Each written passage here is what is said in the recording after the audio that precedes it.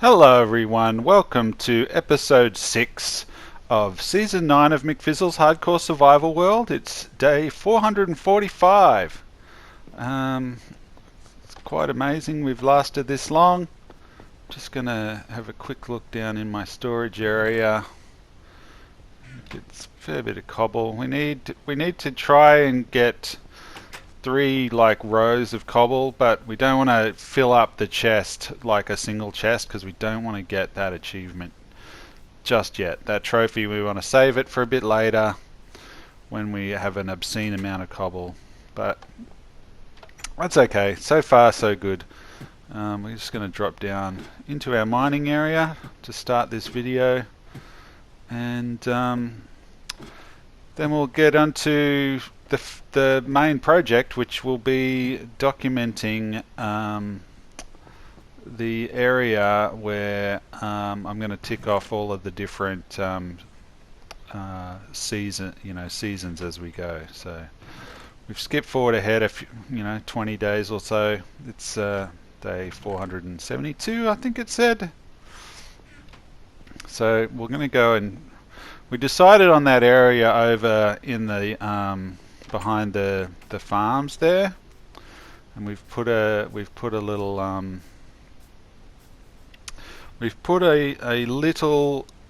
island in, and so we're gonna we've already got a little island, and so we're just gonna try a little time-lapse type thing and see how that looks. I don't know how it will go. It's a bit hard because you don't know exactly where to stand, but I'm just going to try standing here, and then we'll flash forward a bit in time. You'll be able to see the days as they go past. As you can see, we've got our little walkway there. We've got our area sort of blocked off. Now we've put up a couple of layers, couple more. It's finished. That's it at night time. That's it underwater. That's it underwater again. This is the inside. This is the inside again. This is getting bigger and bigger. So we're getting there. We're getting there slowly. But yeah, you can see it took 200 and something days, to get there. So that's where the time has flown. Is been a lot of mining and stuff. I think I might do a video later on, just showing what a normal day is like in my hardcore survival world, but we'll do that later. At the moment, my goal is to get the real thing that's slowing the progress of that chamber pyramid thing has been the vines. I need lots of vines because it's all made out of mossy cobble, which I've seen videos where people just tend to use the mossy cobble as a decorative sort of block, like they only use it occasionally, whereas mine is the whole thing is going to be mossy cobble.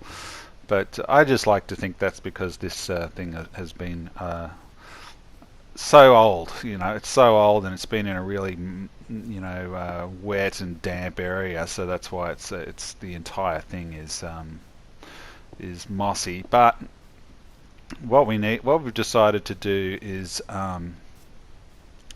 make a vine farm. So I had a quick look on YouTube. I found one that I thought looked pretty easy. Again, it was Wattles who had the video. I'll put the link in the description. And so I'm not following it like I'm not. Sometimes I really get really pedantic about the videos and my builds and try and get it exactly like the video that I'm watching. Whereas this one, I just I sort of saw what he was doing. I liked it enough, and now I'm just sort of trying to do it myself, but a bit quicker. I wasn't happy with the way it was facing, so I'm just spinning it around now because it was facing the wrong way, and I liked the water facing this way. So. But you can see it's like 5 blocks wide. It's about 15 blocks wide, 5 blocks long, and it's made out of stone, polished stone. There's some andesite, polished andesite there, and spruce gates. I think Wattles he really seems to like the dark oak, but I haven't found any dark oak yet, and for my needs, spruce is fine. So you put these gates in here, and behind that you put water, so it sort of put the buckets at the back of the little pit, and it, you know, washes forward all of the things that you drop, and then you have a sort of a staggered trellis of vines coming down. So we're just gonna do that quickly. We're putting some stone brick walls up for the corners for the framework of the trellis. I think that's what I think Waddles used the same thing. I think he might have even used a bit of mossy bricks to make it look a bit nicer. 648. So now we're putting in the logs across the top. That'll be sort of I want to say staggered, but you know, it's not staggered horizontally, it's sort of staggered vertically, so it goes up at an angle, and then you can put your vines underneath, and the vines dangle down. I sort of basically I saw the idea that of Waddles, and basically I've just tried to do it as best I can, but without really putting that much effort into it. So it works out pretty good, I think, in the end. But yeah, so I do about 4 of these, and so that gives me, I think it gives me 4, maybe 5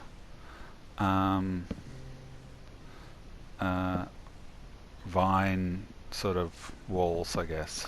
You know, so it really, because at the moment all I've been using for the vines has been I think I've shown you before in other episodes, but around my oak farm there's a lot of vines on the opposite side, on the walkway underneath that leads down to the spruce farm, and then also just in my storage area. So and I'm going to keep those areas, you know, for the production as well, but this way I should hopefully get a bit more, and should hopefully speed up the production a little bit. So this is how we're going to hang the vines. So you can see that where that bottom bit is, that's where the vines will go down. And so, you know, theoretically, you know, when that's all done, I can mine, you know, 4 lots of 15, you know, by 4 or 5. So it should be quite productive alongside of what I've already got going. So that should be good. There's a pretty, I like the design. It's pretty clever. It's compact, so it doesn't take up a whole lot of space, and it looks pretty good. I'm going for a bit more of an open, you know, a gazebo type look, whereas I think Waddles went for a more of a greenhouse, you know, sort of look. His was more enclosed and had glass, whereas I sort of like it just open. It's not going to be a room. I'm not too really bothered about it, other than I just want it to make some vines. I think it looks okay. So I've just got a few more vines to put on here. As you can see, it's already started to grow. It's promising. I'm not sure how long it takes them to go, but I don't really expect to harvest it. You know, I'm only going to harvest it when all of the vines are touching the water, so it could take quite a while for all of those vines to grow that far.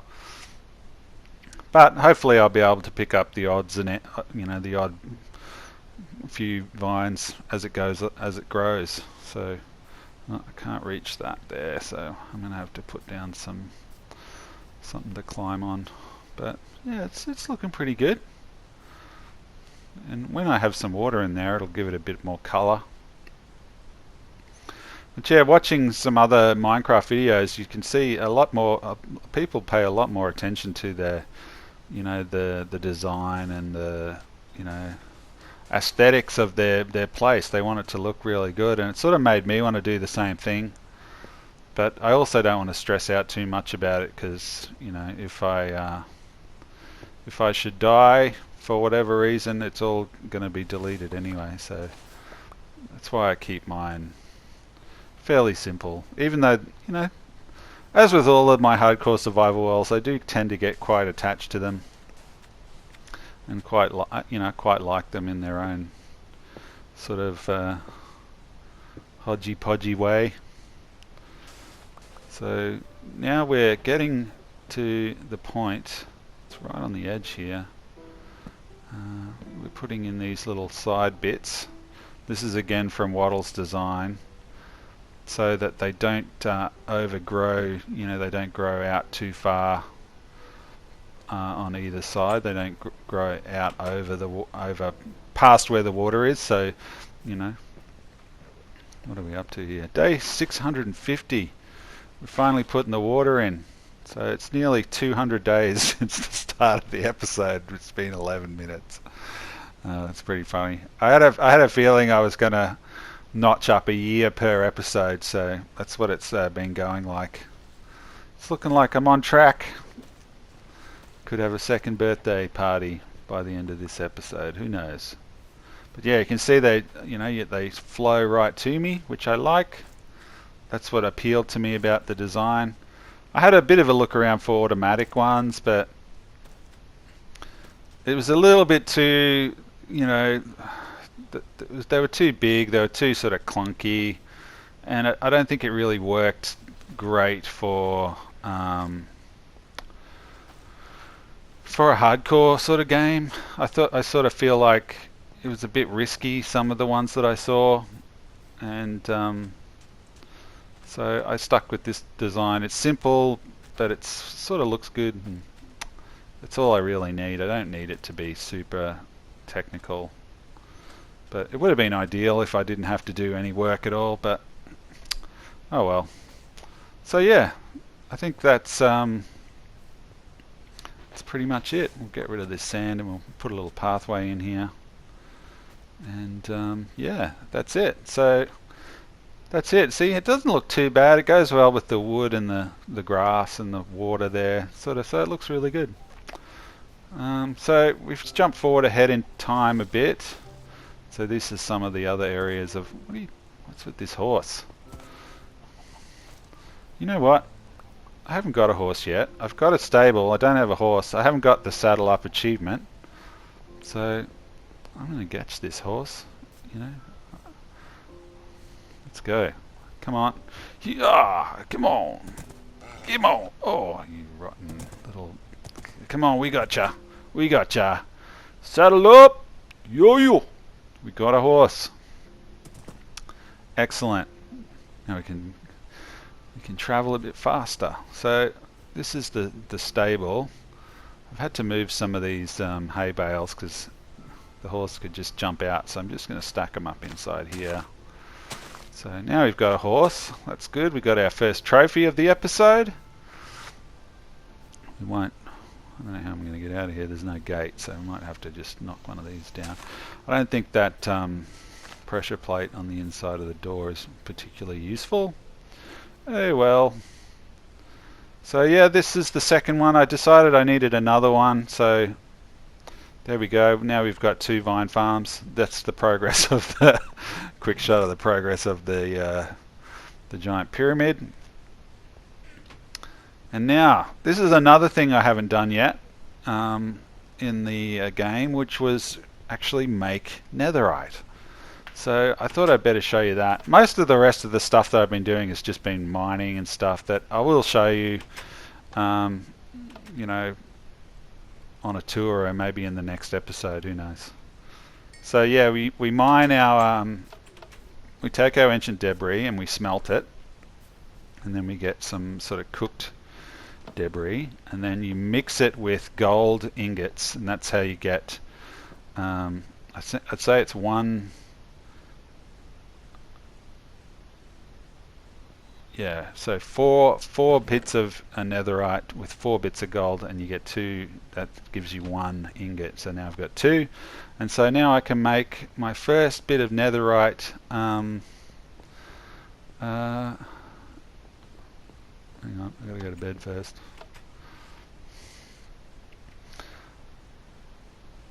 Quick, go to sleep, wake up. What day is it? Day 725. Oh my gosh, time has flown this season. Literally flown. Wow. Nearly 300 days have gone in this one episode. That's nuts. Anyway, that's how it goes. So we're going to make, I just thought Netherrite Sword would be good. Hopefully deal a bit more damage. I just lost my sword, it just broke. So we can start putting enchantments on it. So we've got to make one of these things, which is a smithing table, which was just 4 planks of wood and a couple of iron ingots. And then you put your thing that you want to be covered on the left there, then you put your ingots in there, and then you grab your netherite sword. +8 attack damage. Hells yeah. So yeah, it's not even an achievement getting anything in nether and making a netherite sword, but pretty stoked about that. My first netherite item. The sword, I should have gone to 3rd person there, but nah, it's not a big deal. It's cool. Alright, so we've used up pretty much all of our ancient debris on that one thing. So let's test it out straight away on this annoying zombie that's... ooh, that was a big loud thunder crack. There's a bit of stormage on this place, but we don't want to get too... we don't want to get struck by lightning, so we'll try and keep out of here as quickly as we can. We got unbreaking and knockback 2, that'll do for now. I think anything else I'll add I'll be getting from the villager books. I like getting, really high level punch for fighting the Ender Dragon later on. That's if that sword even lasts that long. But yeah, woo woo, we've hit it. 2 years, 1 year per episode. That's how I'm going. Pretty excited, as you can see. Look at me. Yeah, we did it. Unbelievable. 2 years in, 730 days. All right. So to celebrate, because we still haven't finished our first year celebration, I thought I would knock off a few more trophies just before the end of this episode. The first one that is really easy to get that I haven't got yet is build a hoe. I like making diamond hoes because they're so ridiculously useless. Time to farm! I think I might even make a netherite one this season. More tools! 2 trophies in 2 seconds! Amazing! It only took us 2 years to get those trophies. Amazing! Yeah, you could get those easily on the first day, but I just thought, well, I'll grab them in a couple of years. They're no biggies. But they're good to just cross off. Another one I've got to knock off is make some bread. So let's do that. I've already got the cake. I've already made a cake. I think I made that on day 100. So boom, we've baked bread. Another trophy down. And the last one I want to get this episode is delicious fish. So I'm going to catch a fish. I need to make a fishing rod. I'll just what am I doing? Oh yeah, I'll fix up that one of my my wheat farm needs a couple of needs a bit of repair work, so now I've got a hoe, I can do that. Boom, fishing rod. Let's go catch us a fish. That would be nice. A nice way to relax after another major milestone has been achieved. Episode 6. 2 years in, amazing. So just watching these, watching for drowns. Oh, there we go. He's seen me, but we've caught a fish. All right, that's all we need. Let's get out of here. So our horse is still in there, I think. So we caught a cod, so I think I can eat those. I'm gonna go cook that up. See the vine farm's growing nicely. I'm just using this. I use lava for cooking now, just because why not? I need to get rid of it, so might as well use it. I use my coal for my blast furnaces. And bang! Delicious fish! Yeah! Another fish in my belly. Well, I haven't eaten it yet, but it's potentially going to be in my belly soon. But, yeah, that brings us to the end of episode 6. Knocked off a few trophies there. 5 trophies, I think, in this episode. Day 733. Thanks everyone for watching. Keep liking, keep subscribing. Notify. Bye.